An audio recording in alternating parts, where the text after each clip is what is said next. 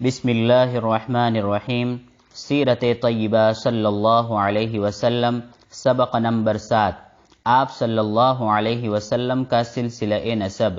اس کی تفصیل یہ ہے کہ آپ کے والد محترم کا نام ہے عبداللہ، اور دادا کا نام ہے عبد المطلب، اور پردادا کا نام ہے ہاشم، اور ان کے والد کا نام ہے عبد مناف، اور ان کے والد ہے قصی، اور ان کے والد کا نام ہے کلاب۔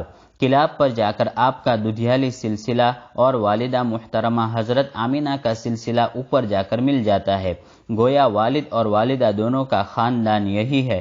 والدہ کے خاندان میں آپ کے نانا کا نام ہے وہب، اور پر نانا کا نام ہے عبد مناف، اور ان کے والد کا نام ہے زہرہ، اور ان کے والد ہے کلاب۔ پھر کلاب سے لے کر عدنان تک 10-12 آبا، اور عدنان سے لے کر حضرت اسماعیل علیہ السلام تک آپ کے 40 آبا ہے، لیکن ان کی تفصیل محقق طور پر نہیں ملتی۔ گویا کہ یہ سمجھیے کہ 60 یا 65 پیڑیاں آپ کے اور حضرت ابراہیم علیہ السلام کے درمیان گزر گئی ہے۔ قریش کو قریش کیوں کہا جاتا ہے؟ آپ کے نسب کے سلسلے میں جو کہا جاتا ہے کہ آپ قریشی خاندان سے تھے، تو یہ قریش کیا چیز ہے؟ دراصل آپ کے آباء و اجداد میں ایک نام فہر بن مالک کا ملتا ہے۔ قریش کے بہت سے معنی بیان کیے گئے ہیں۔ ایک معنی یہ ہے کہ سمندر کا ایک جانور ہوتا ہے جو دوسروں پر غالب آ جاتا ہے، اور اس سے سمندر کے تمام جانور ڈرتے ہیں۔ فہر بن مالک نے اپنے زمانے کے اندر مکہ معظمہ میں ایک ایسی مضبوط حکومت قائم کی تھی کہ تمام قبائل اس کے ماتحت ہو گئے۔ اس وجہ سے ان کا لقب قریش پڑ گیا۔ چنانچہ اس کے بعد جتنے بھی خاندان کے لوگ آتے رہے، وہ اپنے کو قریشی لکھتے رہے۔ اس بنا پر آپ کے خاندان کو قریشی یا قرشی کہا جاتا ہے، اور عرب کا نہایت معزز خاندان تھا، کل بھی اور آج بھی۔ یہ پیغمبر علیہ السلام کا خاندان ہے، اور ان میں آپ کے جو پردادا ہے جن کا نام ہے ہاشم، یہ نہایت شریف النفس اور اعلیٰ کردار کے مالک اور نہایت حسین و جمیل تھے، اور ان کی پیشانی سے نور نبوت چمکتا تھا، کیونکہ اللہ تبارک و تعالی نے ان کے سلسلے میں نبی کی پیدائش مقدر فرما رکھی تھی۔ ان کا نام ہاشم پڑا، اور ہاشم کے معنی آتے ہیں شوربے میں روٹی چور کر ثرید بنانا۔ ان کا معمول یہ تھا کہ جب لوگ حج کرنے کے لیے مکہ معظمہ آتے تو یہ بڑے بڑے برتنوں میں ثرید بنا کر حاجیوں کو کھلاتے تھے، اور یہ بڑی عزت کی بات تھی، اس لیے ان کا نام ہاشم پڑ گیا۔ ہاشم تجارت کرنے کی غرض سے ملک شام جاتے تھے تو راستے میں مدینہ منورہ پڑتا تھا۔ ایک مرتبہ قافلے کا مدینہ منورہ میں پڑاؤ ہوا۔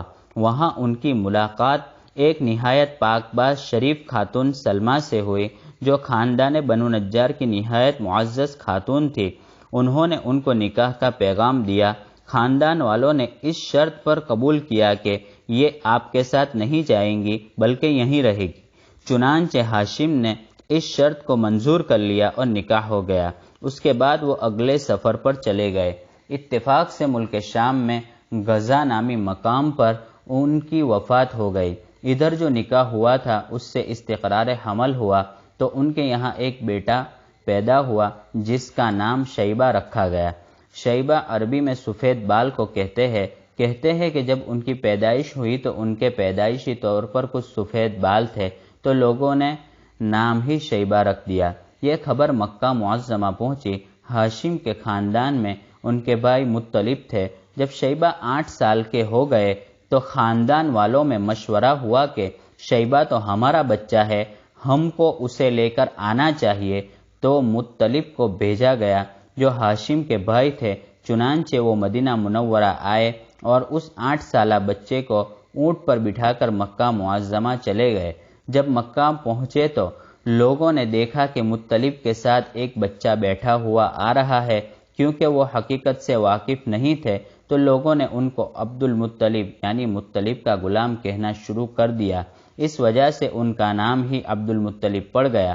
اکثر و بیشتر لوگ شیبہ کا نام ہی نہیں جانتے۔ تو آپ کے دادا کا اصل نام تھا شیبہ، لیکن اس وجہ سے عبد المطلب نام پڑ گیا، اور یہ عبد المطلب اخلاق فاضلہ، اصابت رائے اور قوت فیصلہ کے مالک تھے۔ اللہ تعالیٰ نے ان کو نہایت وقار اور رعب و دبدبہ عطا فرمایا تھا۔ ان کے صاحبزادے ہیں عبداللہ جو پیغمبر علیہ السلام کے والد ماجد ہے۔ وآخر دعوانا ان الحمد للہ رب العالمین۔